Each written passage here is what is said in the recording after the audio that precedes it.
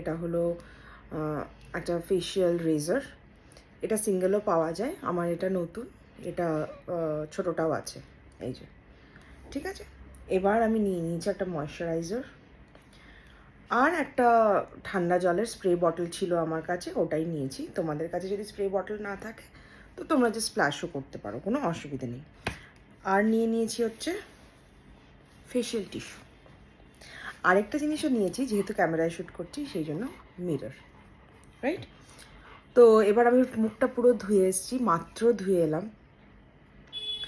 তারপরে কি করব, এরকম আমি তোমার মুখটা ভিজিয়ে নিতে, আমি যখন যেহেতু কতবার যাব কতবার আসবো, সেই জন্য তোমাদের সাথে এটা দিয়ে শেয়ার করছি। তো এরকমভাবে জল স্প্রে করে নিচ্ছি মুখে, ভালোভাবে ভিজিয়ে নিলাম। এবার ভেজা মুখেই লাগাবো হচ্ছে একটু ময়শ্চারাইজার, জানো